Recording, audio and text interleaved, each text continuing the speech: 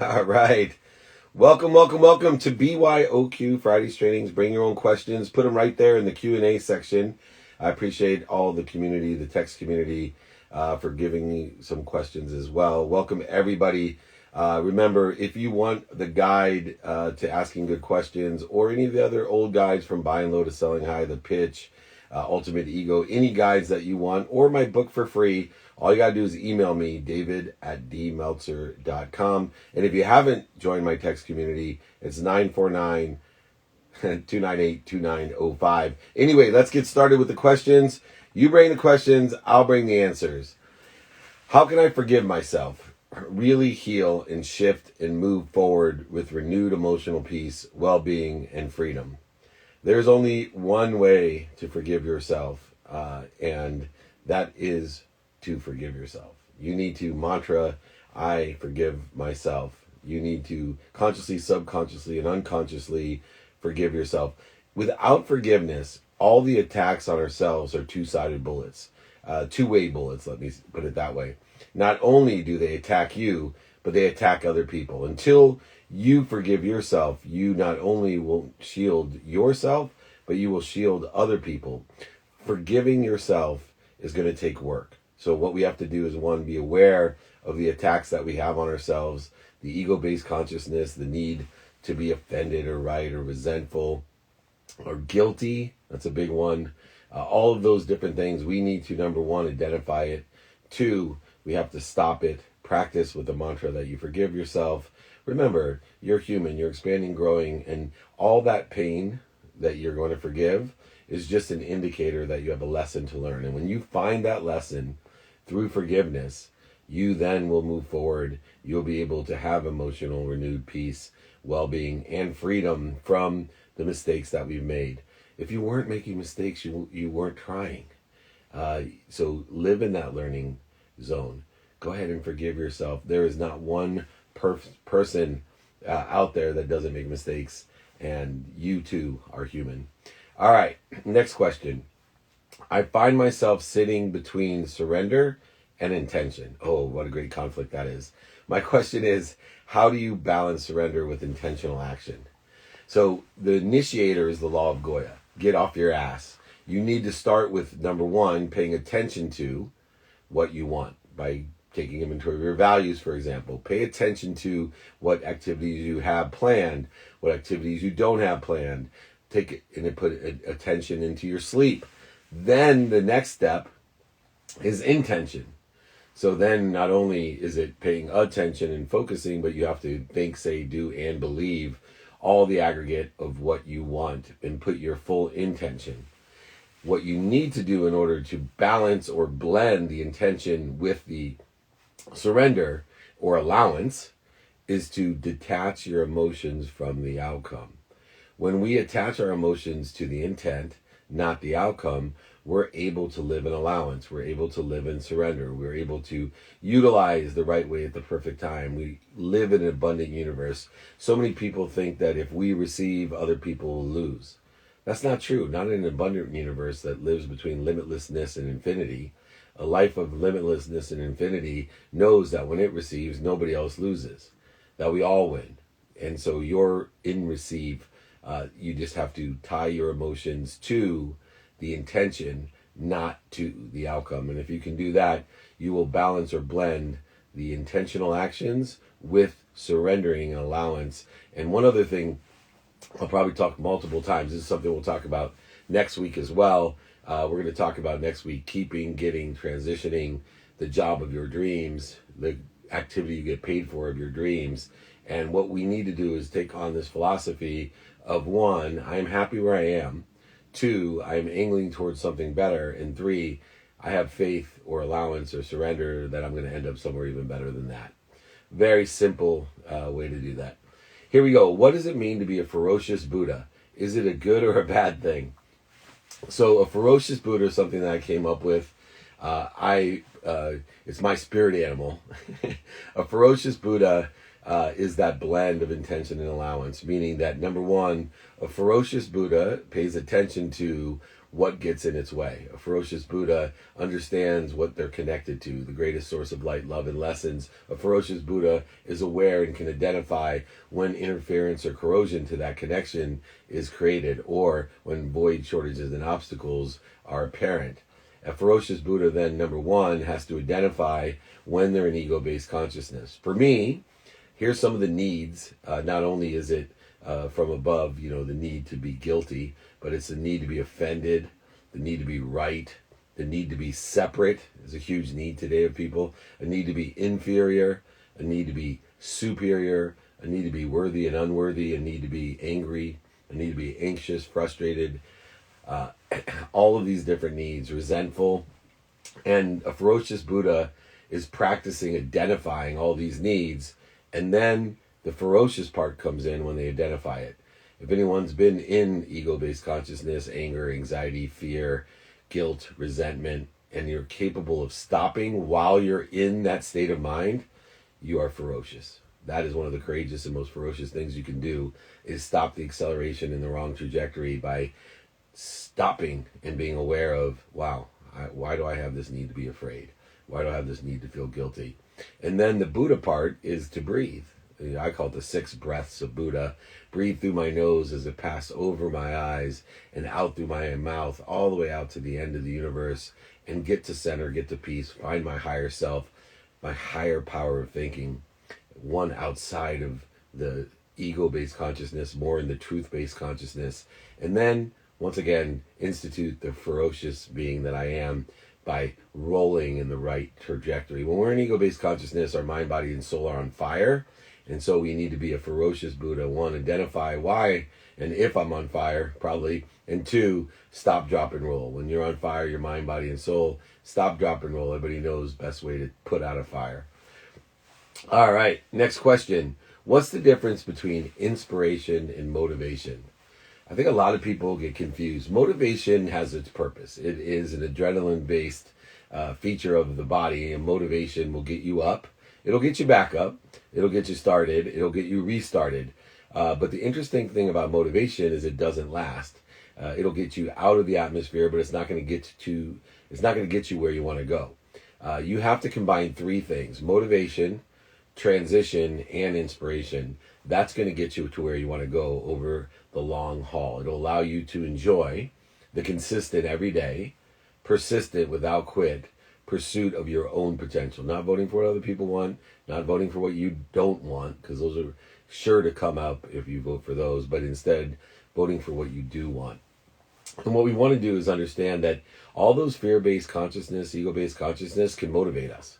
Fear can motivate, but it won't inspire. It's a soul sucker. It's a high-octane, energy-sucking mechanism that will get us up, get us back up, get us going, get us back going, get us started, get us restarted, but it's not going to get us there.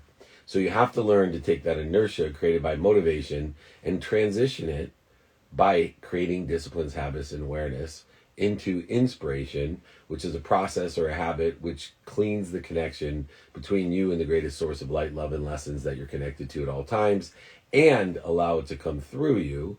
Notice my emotions are attached to the journey and to the enjoyment of, not to the outcome. So I'm allowing it to come through me with appreciation, gratitude, and my values to give away. No longer are you going to give to receive as a trade, as a negotiation. No longer are you going to do that. What you're going to do from now on is you're going to be worthy of everything and live in an abundant universe of more than enough. Not just enough, not enough, but more than enough. And you're going to realize that just because I'm receiving doesn't mean someone else isn't either. And I'm going to go ahead and receive to give, not give to receive. And I'm going to feel good about it because it's an abundant way to increase and accelerate and expand the universe and put more of what I want into the universe while I'm taking what I want through me for others. What do you mean by tomorrow starts today? Well, number 1, being kind to your future self, being kind and doing good deeds will start tomorrow today.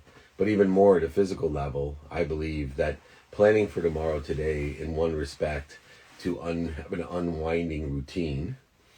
So every night at 9 o'clock, I have an unwinding routine that starts tomorrow. It starts my tomorrow. Not only what I do today affects tomorrow, which is why I'm kind to my future self, But actually at a physical level, I have an unwinding routine the same way that people have a warm-up routine. I have an unwinding routine, a cool-down routine to make sure that I can start my day at the highest frequency tomorrow. I don't want to live the myth of Sisyphus. I don't want to have to feel as if my life is just a complete hamster wheel, pushing a boulder to the top of the hill just to have it roll down to the bottom hill every morning. I want to plateau and grow. I want to accelerate. And in order to do so, my tomorrow has to start with what I'm doing today, including having an unwinding routine. Can you expand on trust and verify? So, it's very difficult for people. They feel guilty when they're in some sort of relationship not to trust the other person. Although the little lies turn into big doubts, right? One of my biggest needs to be offended is, I don't know if it's law school or just having a good memory or whatever it is. I'm always picking up when things don't align, probably because the bullet goes both ways, right? I was an overseller, back-end seller. My biggest fear is to be a overseller, back-end seller, manipulator. Those little lies that I was told my whole life and around different people that felt that with good intentions, little lies were okay. Little did they know they create big doubts. And so what I have learned to do is to trust everyone, but verify. And don't be afraid to ask the hard questions and call people out on when the verification does not come back positively so that they understand that you're a person that is working on and practicing living in integrity. You're a person who's striving for that integrity for yourself, and that you don't want to surround yourself with the little lies that create big doubts. And so the best thing that we can do is trust everyone, but verify. And then you'll find out who to surround yourself with, who the people that feed you so you can feed them, and who are the people that are bleeding you so you can either let them fall away and pray for their happiness, or you can run away and let them pray for their happiness, or you can simply fire them and pray for their happiness. Is the housing market going to crash or go down significantly? The interest rates are super low and it only going to go up from here. Historically, and history shows us human nature, what goes up will come down. Now, what you want to look at is your timing and risk tolerance. Whenever you make an investment, whether it's real estate, stocks, bonds, IULs, annuities, whatever it may be, they must align with your timing and risk tolerance. And so taking advantage of any opportunities of any market, make sure that first you determine before analyzing any of them what your timing and risk tolerance is. Now, what I would do to determine whether the housing market, which, by the way, when people say the housing market is a very general statement, there's a multitude of opportunities in the housing market where some of them are doing extremely well right now. Some of them are getting slammed right now. So what I would do is find the person who sits in a situation you want to be with 30 or 40 years of expertise in your area with your priced house, interest rates, whatever it is, and ask them, can you just let me know when it's overbought so I can sell, or if it's oversold so I can buy. Those are the best ways. So number one, know your timing and risk tolerance. Find an expert with the specific type of house that you're looking to invest in or buy. And that expert, just simply ask them for help. Can you let me know when it's oversold or overbought? And then trust and verify. All right, next question. What is your favorite affirmation to repeat throughout the day? Well, the two words that sit next to my nightstand are radical humility. I think I forgive myself is a good one. I am worthy, or just I am. I am. That connects me to everything that I am already connected to and everything else. Meaning it's connecting me to the greatest source of light, love, and lessons, as well as everything and everyone else. So my favorite affirmations deal with forgiveness, gratitude, worthiness. All of those relate to I am blank. Favorite affirmations, which I utilize every day in my meditation. It's done, it's done, it's done. Also lets me know that it already exists. It's my job just to access it. I am, it's done, it's done, it's done. What is the most important lesson you learned this week? I think trust and verify is probably the great lesson. Also, stop focusing on what surrounds you. Focus your attention and intention on what surrounds you.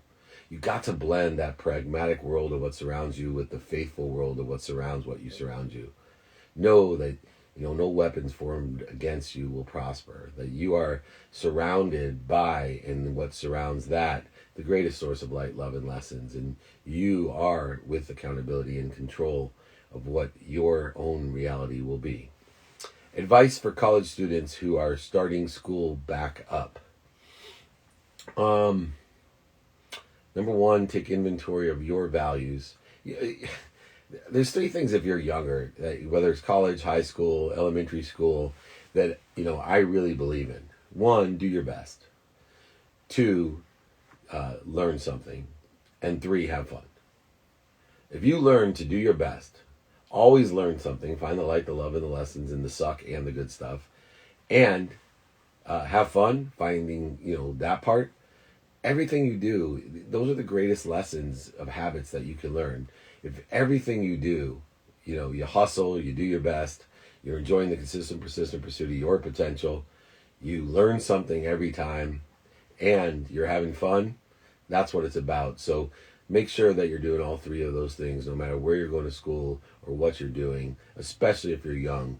Get in the habit of doing those three things. How can we make the best use of our superpowers? Well, you have so many different superpowers. What you want to do is ask yourself, what do I do that people are like, wow, how do you do that? I'm using and utilizing my awareness and listening to people going, wow, how'd you do that? How'd you do that? Oh my gosh, that's amazing. Then I know that I have a capability, a skill, a knowledge of what or who I know in order to effectuate the what in my life. And then I can move that superpower to where it's most useful by aligning that capability with what's doing well today, supplementary or synergistic to that, or what's stable today, or prepare myself for maybe something that's doing even better in the future. But knowing and looking and hearing and feeling, wow, how'd you do that? That's amazing. You're amazing. Everyone has it, and they're not paying attention when people are like, you're really good at that. How'd you do that? Can you help me do that? Those are your superpowers. So got to identify it, align those superpowers synergistically and supplementary to what's doing well, what's stable, and what will be doing well in the future. Any predictions for the future of events? Please, anybody that knows the future, please call me. We can make billions of dollars. Why would I even waste time predicting the future?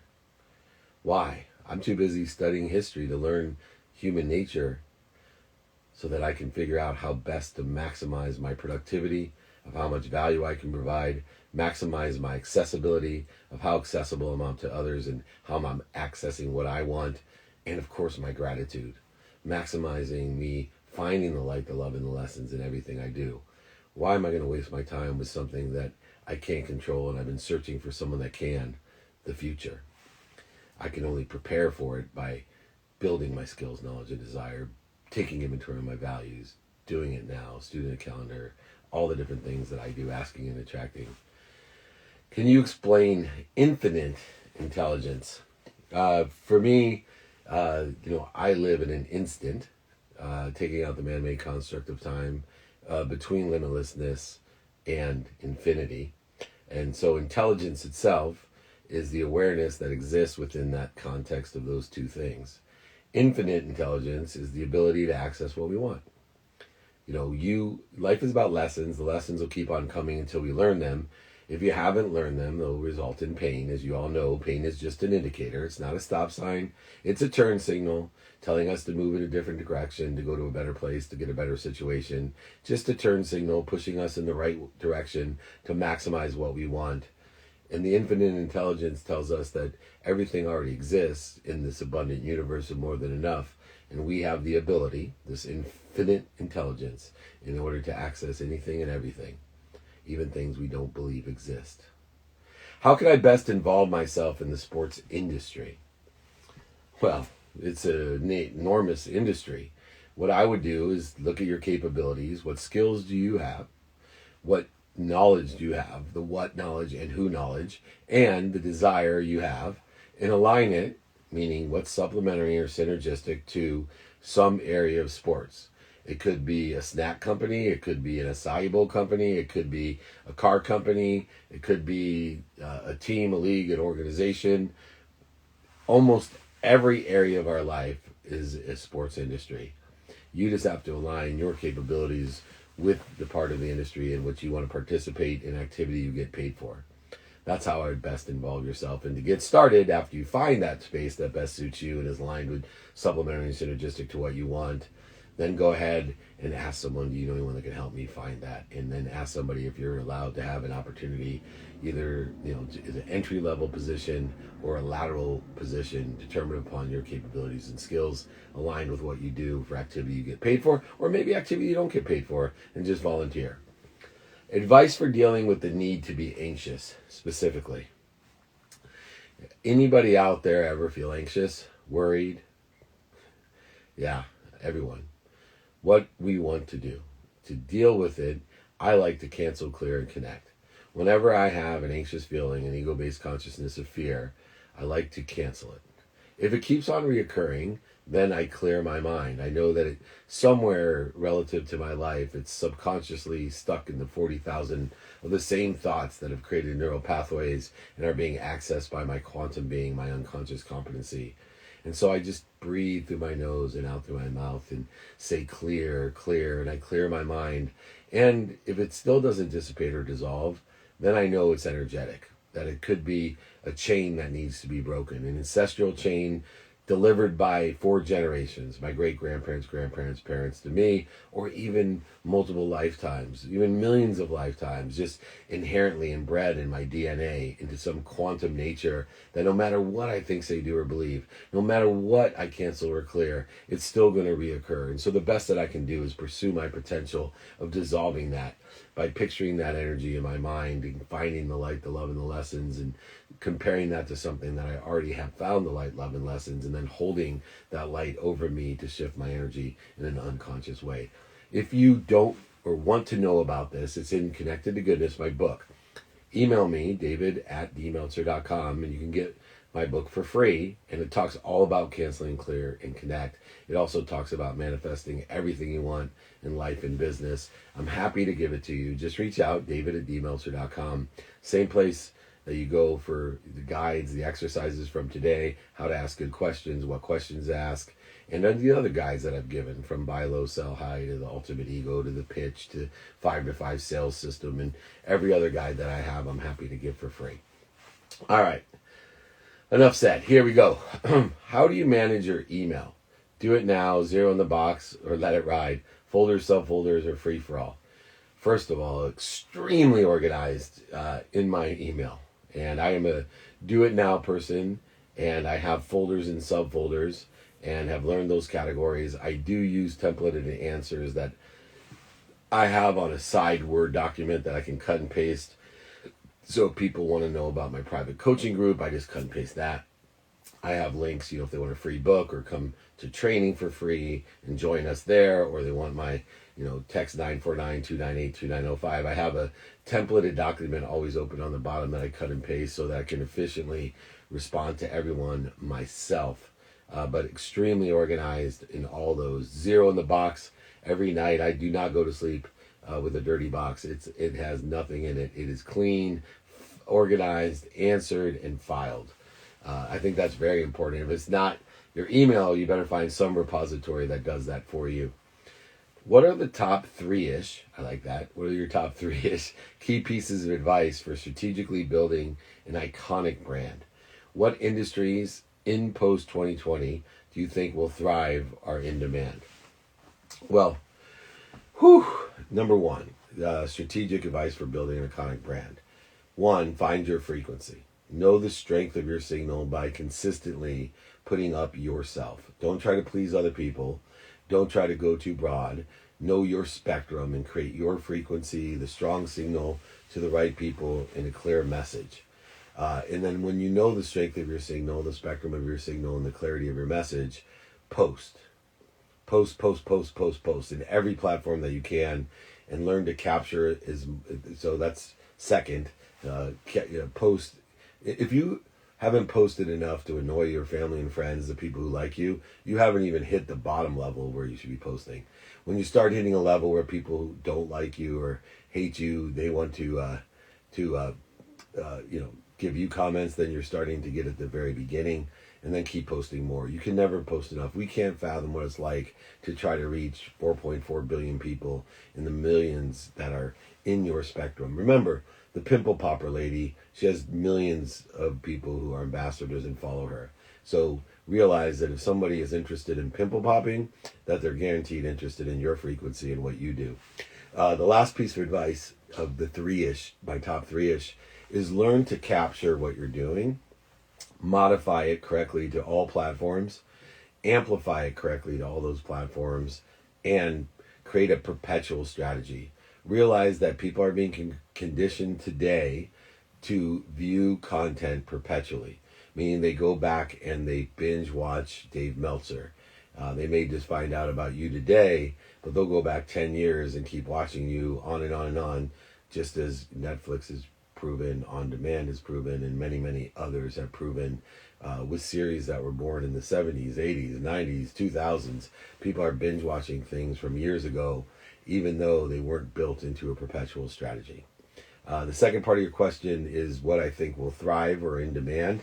Well, I use my own capabilities to see what's synergistic and supplementary. So gambling is an area that I think will thrive in post-2020. I think it's been hit because of the lack of mass gatherings and mass sports events, but it always historically has been a great statistically successful business. And now that it's legalized, and I think in the last 6 months, 20 states have legalized sports gambling alone. So gambling is one of those areas. I think energy, automobile energy is another. Looking at different companies that are raising billions of dollars to supplementary, synergistically, or compete directly with Tesla, that is going to be a huge market. So those are two of the areas that I think will thrive and are in demand. You have different experiences, situational knowledge, and advice. And if you don't, find people that sit in the situation for 30, 40 years to understand what they think in those specific industries. Nobody knows everything. In fact, we know so little it's embarrassing. In fact, radical humility comes from the fact that we don't know what we don't know. First question. What advice can you give me on growing and scaling my business? We're in the marketing industry, similar to your friend Gary Vee. Well, when you're growing and scaling a business in the marketing industry, you need to know three things. One, you need an investment phase. The goal of an investment phase is how long does it take and how much resources does it take in order to break even. Then you have what's called an execution phase. How long does it take and how much resources does it take to get to a point of success of multiple returns. Then you have an equity phase, building a company so that it lasts forever, and building it so you want it to last forever will create an equity phase where you have options in order to create resources and time with the equity. Breaking it down into those three phases, we then know how and what to focus in on. And in the marketing industry, it's the best thing to do because we have accelerated change and growth and extraordinary opportunity that we can't even fathom. And so if you stay focused on scaling your business in those three phases, you'll incrementally grow. Even if you don't have the capacity to see it growing, you'll incrementally grow, exponentially grow, and get huge returns as the market expands, accelerates, and grows itself. How do you balance the negative? Second question, how did he grow VaynerMedia so quickly? Funding, right? VaynerMedia grew quickly because he had adequate funding and could scale around the world with a great brand and great credibility. How do you balance the negative and positive energy? I use 5 steps to balance the negative and positive energy. For me, one, taking inventory of my own values allowed me to determine what I want to be around. They're not necessarily negative or positive to everyone, but negative or positive to me. Asking and attracting, so finding out how I could be of service or value, and asking, do you know anybody who can help me, are 2 key ways of surrounding myself with positive energy and allowing the negative energy to fall away or fire it from my life while still praying for its happiness. Utilizing the philosophy and the mathematical equation of luck paying attention to and giving intention to the coincidences I want in my life, the positive coincidences, by being a student in my calendar, for example, paying attention to and giving intention to what I have planned every single day, what I don't have planned every day, and of course my sleep with my wind down routine. I think the lens of productivity, accessibility, and gratitude also help to balance those energies to make sure they're aligned with what I want. Productivity lens is one which I look to see how much value is it providing others. Two, the accessibility lens allows me to be accessible, to be of service of others, and to access or receive what I want. And then positively, most importantly, the gratitude lens allows me to find, even within the suck, the light, the love, and the lessons, to create a lens of expansion, growth, and acceleration, to always learn lessons, to use pain as just an indicator, not a stop sign, but a turn signal. And then doing things now keeps me present. If you stay present, you'll know and be aware of the positivity around you and be able to be intuitive about the negative things that you want to fall away or fire. And of course, the practice of ending fear, of being a ferocious Buddha, will allow you also to distinguish between the two energies that you put the value in, that you create the illusions for, that you want in your life. Remember, what's positive to you may be negative to someone else, and what's negative to you may be to someone else. So this is all determined upon by your own value, the clarity, balance, and focus of those values that you have to give you the confidence or inspiration that you need.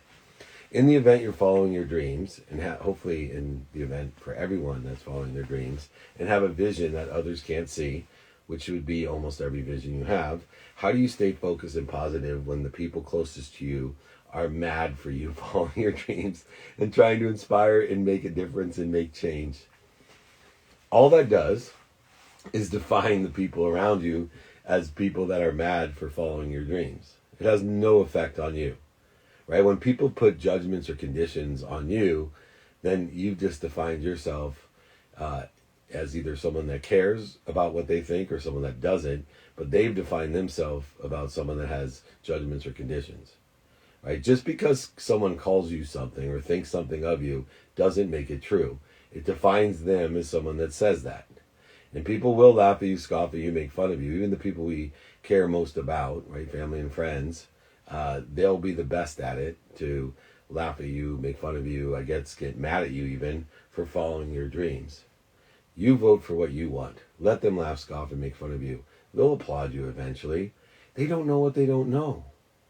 So some things that people are afraid of are things they don't know. So if you have a dream, it's impossible for them to see it. You're the only one that can see and believe your dream. And therefore, they don't know it. Therefore, they are scared. Therefore, it could make them mad, angry, anxious, guilty, resentful, offensive, all these different feelings of the ego when we don't know. But remind them, they don't know what they don't know, and you don't know what they don't know, but you know your dream. And it's your job not only to dream your dream, but to paint your dream, to materialize your dream, regardless of what everyone else thinks. If nobody followed their dream, and if everyone listened to everybody else about their dreams, nothing would be done. We would be stuck stagnant in the same place. There would be no Apple, no Tesla, probably no world, but be no oxygen or water probably without people that are dreaming. I saw in there the Lakers win the championship. Boy, I hope so, but don't think so. I think the Clippers are too tough. How can I begin my public speaking business? I'm interested in helping people. How can I begin to grow on this side of my brand? First of all, everyone, right? That's part of the training next week, where we're going to do keep, change, transition, find new professions. Evan Carmichael, good to see you, my friend. Public speaking, I have multiple things. Just email me, david@dmeltzer.com. Practice, practice, practice, practice. Public speaking is like golf. You have to get to a point where it's like clapping. And if you're not videoing yourself, if you're not taking free speeches, if you're not volunteering to speak and motivate and inspire and transition people's lives and impact them, then you're never going to get good at it. And you got to just keep doing it. The truth will vibrate the fastest. If you're good at it, people will want you to speak, and it takes time. There's no overnight success. Just keep speaking. Keep practicing. You'll get there. If you start with 2 people watching you and those two people say, hey, he's the best speaker I've ever seen, then you get 4, and those 4 tell 4, then you got 8, and those 8 tell 8, It's only 20 years till you got 2 million people telling 2 million people. And no matter how old you are, that's how I started. Just looking for 2 people that would tell 2 people that I'm great and would want to listen to me, whether it's digitally or in person. What are your thoughts about forgiving people who don't deserve it? Wow, that's a venture of mine. Can you forgive the unforgivable? That's where the pursuit of your potential lies. I can't do it. Can't do it. I know multiple scenarios where I still have the fears, ego-based consciousness, but I'm practicing. I can forgive so much more than I used to through gratitude, empathy, accountability, and inspiration, but I can't do it. Forgiving people who don't deserve it, I've learned other people don't deserve any of my forgiveness. I deserve it. I deserve my forgiveness and then give it to others. Other people don't deserve it, but I can't yet get to the point where I can forgive the unforgivable, but I'm working on it. But remember, don't give other people forgiveness because they deserve it. Give it because you deserve it. You deserve peace. Okay? And remember, it's a two-sided bullet, a two-way bullet. If you're shooting peace at yourself, you're shooting peace at other. If you're shooting attacks at yourself, you're shooting attacks at other. You think you're a manipulator, liar, cheater, overseller, back-end seller, you'll be shooting that onto other people and projecting it. That's the way the double-sided bullet works. It's a terrible ammunition. Forgiveness, it shields everybody. Dear David, who is your meditation teacher? Dr. Sangeeta Sahi. Email me at david@dmeltzer.com if you like an introduction, or if you'd like to join one of our groups. What kind of meditation do you practice? Theta meditation, Theta, theta meditation. It's a meditation of vibration and awareness to elevate your own conscious, subconscious, and unconscious vibration. You can only be aware of that which vibrates equal to or less than you. What better awareness than to know when to buy or sell, for example. That's in my guide for you. Anyway, go ahead, reach out, david@dmeltzer.com. I've created a fashion protection accessory for baseball hats. Excellent. This serves as a perfect branding item. When do I launch? Do you think I should go straight to B2B or B2C?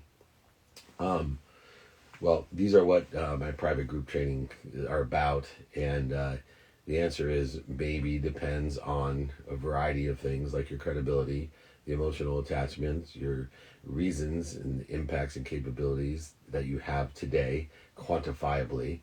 All of those may and have to be assessed. A business plan has to be put together according to those 5, and then be able to come up with a qualified and quantified value justified business to determine where the bigger opportunity is quantifiably, either B2B or B2C, as well as, it's a good idea.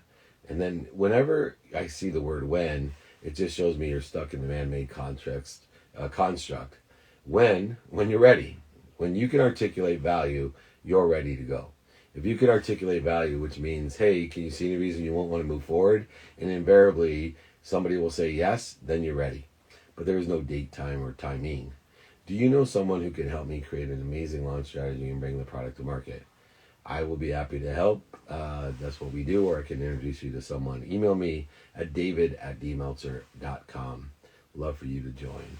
What does getting in your own way mean to you? Getting in my own way is the process of creating interference, voids, and shortages in my life.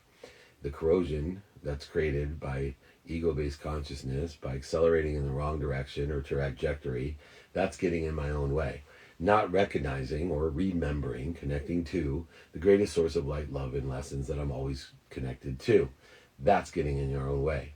Most people get in their own way. It's just a matter, are we going to get in our way for years, months, weeks, days, hours, minutes, or moments?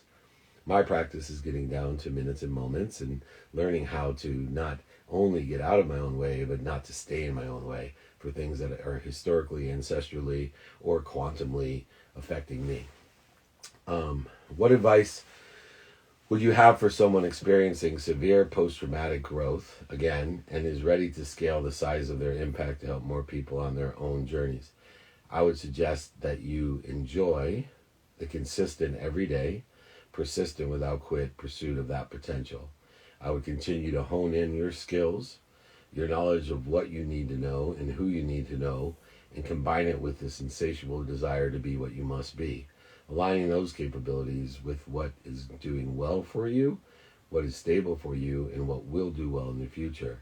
I think that'll maximize the acceleration and growth that not only you've experienced in the past, but you're experiencing now and into the future. How would you build resilience? Enjoying the consistent, persistent pursuit of your potential builds resilience. Resilience also, in a pragmatic way, I think utilizing toughness and telephone builds resilience. It's a distinctive factor that can separate you value-wise with other people. Most people are not to the level of resilient or tough. They get their feelings hurt because they have an ego-based insecurity or fear. And then two, they don't know how to use their voice in order to articulate the connotations and annotations of value in which to share a vision and then manage and develop that to a thriving life, a resilient life. Resilience is super important. Resilience is the awareness that there is pain and it's just an indicator, not a stop sign. What is a great way to stay focused when starting off as an entrepreneur when you have adversity?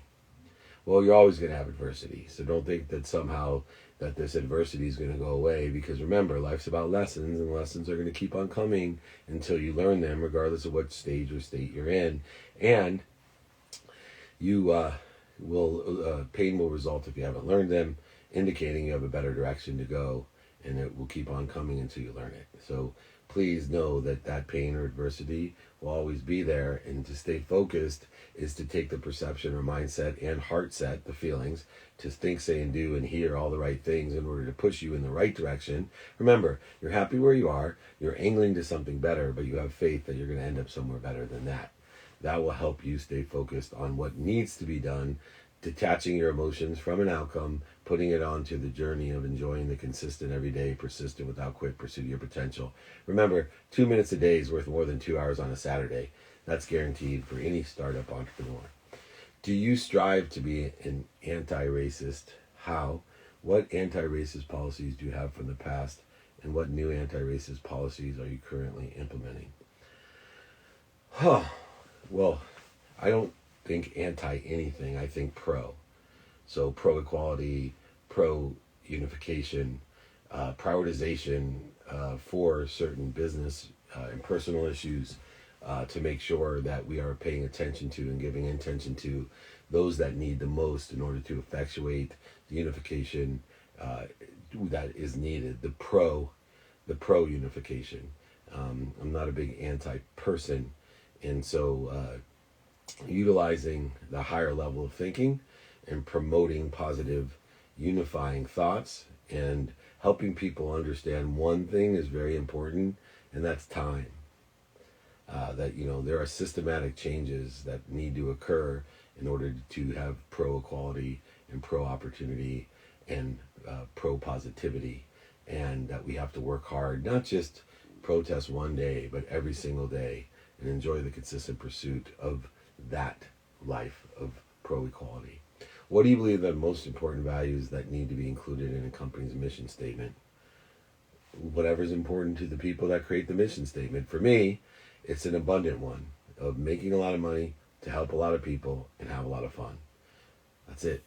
But please take inventory of values every day to create your own mission statement that is aligned with the values of you and the people of your company and the vision that they have. How can I get higher paying clients? Provide more value. Right? There's a simple math and a simple science to getting paid more. The more value you provide, the more you'll get paid. The more demand there is for you, the more you'll get paid. It cannot just happen overnight. You cannot force it to happen. You cannot lie, cheat, oversell, manipulate to get there. You need to do the work. You need to utilize the law of Goya in order to actuate the law of attraction. The law of Goya is get off your ass. Be patient, understand segmentation, growth, acceleration, see how things exponentially grow when you believe in the enjoyment of that journey, and make sure that you detach your emotions from that outcome, and you will make more money and be paid more for that and get higher paying clients. How do I stay inspired for other successes in my journey? I was when I first joined these groups, but now it makes me sad and wonder why are my capabilities not evident. Well, not everyone capabilities are evident. I have so many capabilities that I'm searching for. Some are and some aren't. Why don't you switch the paradigm for yourself and search for the capabilities that are evident? Look and see where you do have successes. You know, what capabilities you love about yourself, and then learn to love more of those capabilities. Ask for help. Find people that sit in the situation that you want to be in, that can identify your capabilities and give you the positive reinforcement and constructive criticism and help that you need to get to your what. But don't give up. Remember, not a stop sign, it's a turn signal. And the fact that you are coming to an acknowledgement, a remembrance, that you may not be utilizing all your capabilities, but I promise you, you need to find someone to liberate your light, to liberate the light that you're connected to, the love that you're connected to, the lessons that you're connected to. We're all connected to it, and we're all connected to each other. The tree has no branches. Trust me, these seeds have been planted in you. They need to be watered and lit up in the right dimension so that you can grow and accelerate and acknowledge and be aware and remember it. But trust me, we're all in the same place, and you just need to shift that paradigm and perspective. Ask for help. Find someone that can reinforce and reinvigorate and identify those capabilities, or maybe just constructively tell you how to get to and expose those capabilities that I know may not be evident to you, but are evident to others.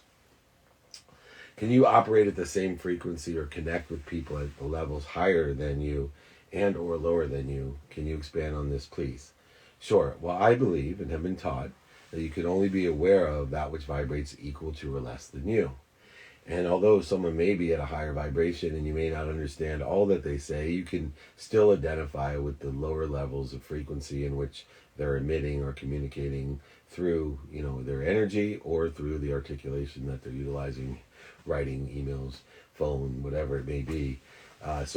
But in the mathematical technology that I believe, we can only be aware of that which vibrates equal to or less than us. So I focus introspectively on raising my vibration. In other words, living to my higher self. In other words, using my higher power thinking, knowing that plants, animals, humans, sound, light, thought, all vibrate faster and faster and faster. And the thought that vibrates the fastest is my potential, the truth. And so I'm always trying to enjoy the consistent, everyday, persistent, without quit pursuit of that truth or my potential. And very cognizant every day on my higher frequency to plateau and grow, to use my higher frequency as a baseline to know when I'm moving in the right trajectory or the wrong trajectory. And this helps me all the time. And so you can surround yourself with people in lower vibrations, higher vibrations. We will only know so much and be aware of so much of what we're saying, doing, thinking, and being. But we can connect at the frequencies that vibrate at equal to or less than. How did 9/11 impact you? Well, I got this shirt from my wife, which everyone loves, by the way. Go ahead and give me a thumbs up if you love this shirt. My wife gave it to me. But 9/11 had a great impact on me to understand what's relative. And I think in an instant of a second, when I saw the first tower go down and then the second tower go down, that everything that was relative to me changed. And the theory of relativity, and how could I be, if I'm relative and connected to everything, how could I be connected to that which caused that? And it caused me to go on a journey of relativity and impact, and what I could do to create happiness, to know that happiness is so strong that nobody has attacking thoughts when they're happy. Nobody attacks anybody else when they're happy. Nobody has a need to be separate when they're happy. And so just reinforcing my need to empower over 1 billion people to be happy and to understand happiness. It's still impacting my life. I am doing a movie called The Horses of Fire with Angelo Pizzo. Just wrote the script. The guy who did Rudy Hoosiers in the 500. We got Steve Buscemi and the producer from Game of Thrones, all trying to tell a story of first responders and what we do as one, and how uniting and what positive things came from the relativity of something that is negative, that carries an attack, a judgment, a condition, a separation. And I think it's a great lesson and had a great impact and still does every single 9/11 that there is. Hi, David. I have about 8 months left of living expenses before I have to get a part-time job or something to bring in money. But I'm determined to work for myself. After serving in corporate America for 20 years, my question is, smart to invest in what I really want to do, which is start a t-shirt line that is aligned with my brand? Or should I hold on to my money and hold off on my t-shirt line until I've secured paying clients? I'm a certified business coach. Please help. Be a professional. Do both. I am a big believer in finding how your t-shirt company can overlap with what you're doing and utilizing. I believe if you have 8 months of living expenses, that you should make and continue to have 8 months, and invest in yourself by cutting your expenses, invest in yourself by making more money, by being and finding more activity you get paid for and less activity you don't get paid for. Find the light, the love, and the lessons and other opportunities that are supplementary and synergistic to the t-shirt company. Do not quit on the t-shirt company, but expand yourself, push yourself, make more money. Make more money doing whatever it takes, an MLM, a direct selling, financial planning, some other area that will expand upon and give you a new community to sell your t-shirts for, to ask for help. Make more money as a certified business coach and get those people to buy t-shirts and to help you find other people to buy those t-shirts. Do not quit on the t-shirt business, but be a professional. Get better at what you are doing. If you make more money at what you are doing, you'll have more time, opportunities, and options to make money doing stuff that you want to do, even more than the stuff you're doing now. Find the light, the love, and the lessons in what you're doing, and be a professional. I received Christy's email with a link to a lawyer yesterday.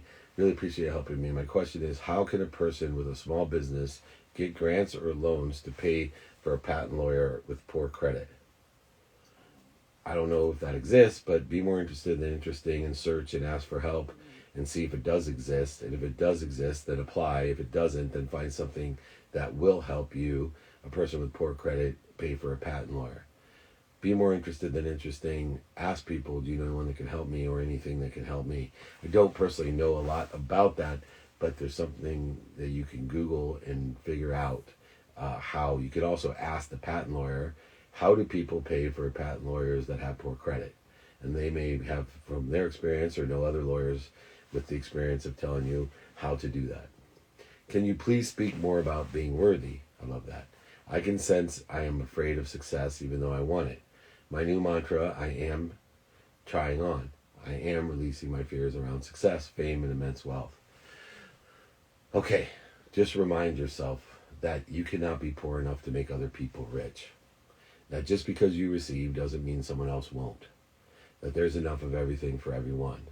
And you, especially, are worthy of everything that you receive, want, and you cannot out-ask the universe, and you cannot out-ask in person, on the phone, via email, media, radio, print, TV, social media. You cannot out-ask. You are worthy of everything that you receive. Even though you can't be poor enough to be rich or sick enough to be well, you can be rich enough to make other people rich. And so you need to be worthy of everything, knowing that just because you receive doesn't take away from anyone else. You are worthy. You are worthy of much more than you can either conceive or perceive. And you need to continually to stretch that muscle and discipline to ask for more without feeling guilty, resentful, or offended. Just ask for more, that you are worthy of everything. The more that you have, the more others will have, because you have good intentions to allow everything to go through you with appreciation for others. What's an unwinding routine? For me, at 9 p.m. every day, I have an unwinding routine that makes sure that I am setting myself up for the highest frequency of rest. So no caffeine or alcohol, no negative energy, no conflict, all unwinding and clearing the connection so that when I run out of energy, I pass out from utilizing my productivity, accessibility, and gratitude during the day and all the daily lessons that I've learned. I now can maximize my connection to the greatest source of love, light, and lessons without my conscious in the way. That clear connection from the unwinding routine allows me to plateau and grow, not to live that myth of Sisyphus that I mentioned earlier, but to plateau and grow, not to increase the interference or corrosion through my sleep, but to decrease it, giving myself the right nutrition and sleep and ideas and thoughts and activities and beliefs, all enhancing and growing while my body rests. Joshi Org. What's up, Joshi York? One incredible entrepreneur that knows about investing in himself. If you don't look up Josh York, you are making a big mistake. This guy blew me out of my shoes What a great entrepreneur. And talk about, you got to listen to his story. Go ahead, listen to my podcast with him. It's incredible. The playbook with him and his podcast are awesome about inspiration and motivation. He is consistent, that's for sure. Here we go. What daily action steps do we need to take to grow our niche specific audience? Oh, segmentation, right? In order to grow your specific audience, you need to capture, modify, amplify, and perpetuate your content in all directions, in person, on the phone, via email, radio, print, TV, social media, all every day, consistently. Grow it, stick with it, keep on learning and loving and finding that niche, knowing that 2 turns to 4, 4 turns to 8, 8 turns to 16, 16, 32, 32 to 64, and so on. In 20 segments, you're at 2 million.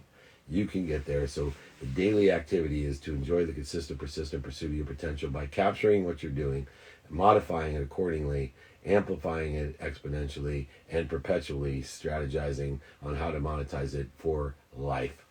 How can I tie in or highlight my non-sports industry experience when applying to sports jobs? Let me just tell you this. People in the sports industry are looking for capabilities, not for your experience in sports. They're looking for the skills you have. Trust me, if you're an extraordinary lawyer, accountant, teacher, marketer, graphic arts designer, builder, facility manager, there's room for you in the multi-billion-dollar industry of sports. And the fact that you may not love all the celebrities, athletes, and entertainers that tie themselves around the emotional, the irrational emotional attachment that people have, it probably will be a positive that you'll be more productive, accessible, and gracious, and less interfered with. Question from the chat. What happened when you are kind and you have bad returns? Why do you consider them bad? I can look back, I'm older than most people, I'm sure, on here, but I remember thinking, oh, that's terrible. I got rejected by this company. Oh, I didn't get into this law school. Oh, I'm so kind. Why did I get bad returns? No. That pain, that perception is a turn signal, not a stop sign. I just had to shift my paradigm that I love where I'm at and I'm angling towards something better, but I got faith that I'm going to end up somewhere better than that, because I know when things don't turn out the way that I want them, that is not what surrounds me. It surrounds what surrounds me. And what surrounds me is something greater than I can ever imagine, in infinity and limitlessness, something that's looking out for my best favor at all times. So there are no bad returns when you're kind. Kindness is a truth. It is your potential. And when you are living in kindness, you are kind to your future self. Trust me, do good deeds. You may not see or know or why or hear or how, but you are there. All right, everyone. That's it. Thank you for byoq. If you want the guide to this, how to ask good questions, please email me, david@dmeltzer.com. If you want any other guides, the pitch guide, the ultimate ego guide, the 5 to Thrive selling guide, if you want my free book, email me, david@dmeltzer.com. Any other questions I didn't answer, go ahead, reach out to me. I am always here for you. We do this every Friday. If you have missed this, or you know someone that has missed this, go ahead and share it. They can join at david@dmeltzer.com, or just watch it on YouTube, or it's featured on Spotify, featured on Entrepreneur. Please watch at any time, listen at any time. But most importantly, everyone, remember, next week's training is finding, keeping, transitioning a job and an opportunity, activity you get paid for. We're going to get right at it and help people align their capabilities with what they want to do, passion, purpose, and profitability. Thank you. Join me every Friday. Join me on the replays. Just join me. But most importantly, you got it. Be kind to your future self and do good deeds. Have a great weekend.